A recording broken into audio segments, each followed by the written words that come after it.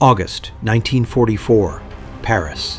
While women accused of sleeping with Nazis were dragged through the streets with shaved heads and swastikas painted on their foreheads, one woman walked out of the Ritz hotel carrying Chanel No. 5 bottles. She smiled at American soldiers, handed them perfume, and returned to her suite, where the sheets still smelled of her German lover, an Abwehr intelligence officer.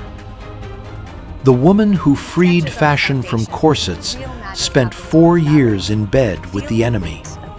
The woman who invented modern elegance tried to steal a Jewish company using Hitler's laws.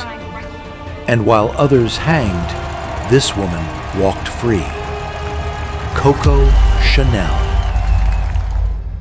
Born in August 1883 in a poorhouse in Saumur, Gabrielle Chanel's mother died coughing blood when she was 12.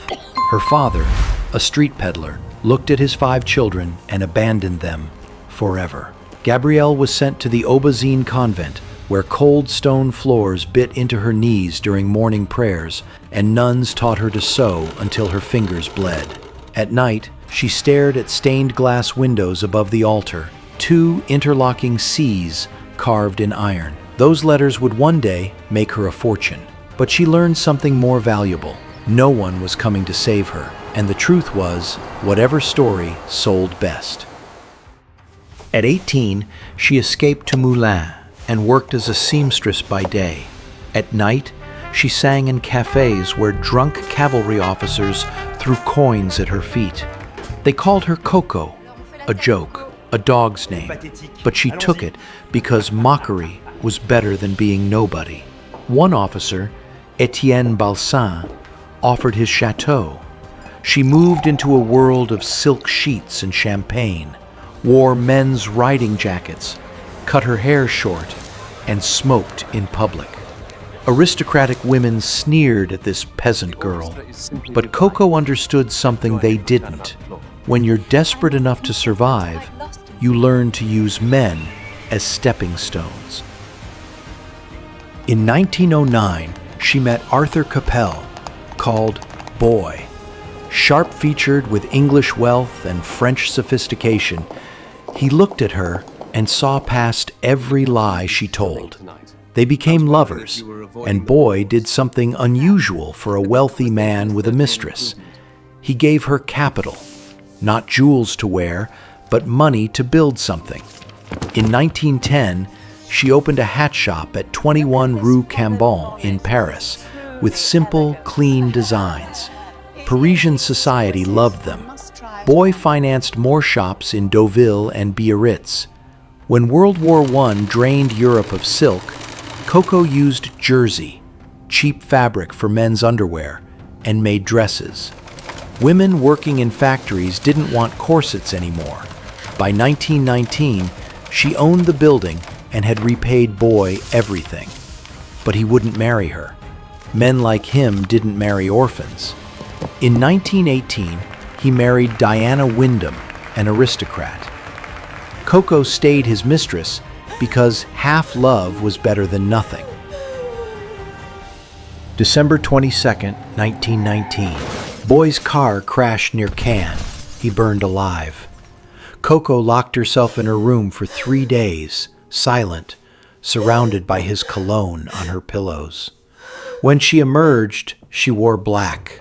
She would wear black every day for 52 years.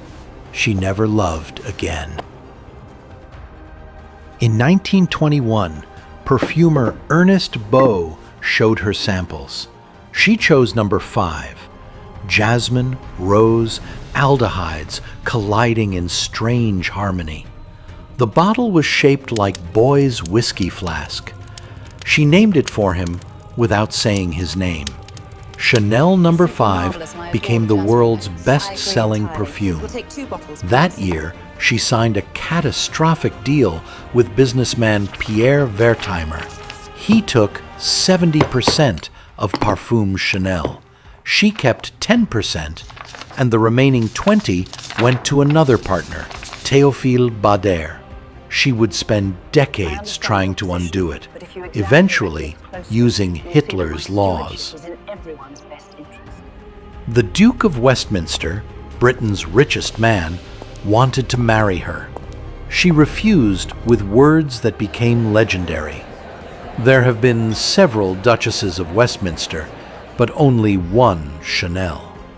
She would never be owned again. In 1935, she started injecting morphine. Her friend Misha Sert taught her the morphine ritual, the needle sliding into her vein, the warm chemical rush flooding her bloodstream, the velvet darkness where she could pretend Boy wasn't dead and her father hadn't abandoned her on cold convent floors. She called it a sedative. She would use it every day until she died. May 1940. Germany invaded France. Coco closed her fashion house, fired 4,000 women, and moved into the Ritz Hotel, now German military headquarters. She took Suite 302. While Paris starved, she drank champagne with officers. She met Baron Hans Gunther von Dinklage, Abwehr, Nazi intelligence, 13 years younger. They became lovers. He moved into her suite. For 4 years, she shared her bed with the enemy. In 1941, her nephew was imprisoned in a German camp. She used Nazi connections to free him. The price? She became Agent F7124, codename Westminster. The Germans wanted her to spy, to use her friendship with Churchill to extract secrets.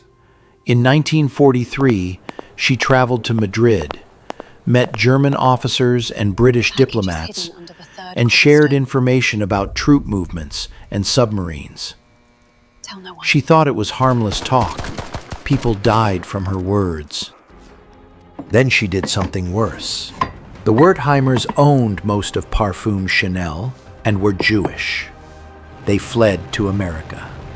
On May 5, 1941, Coco wrote to Nazi officials arguing the company should be Aryanized, transferred to her under racial laws.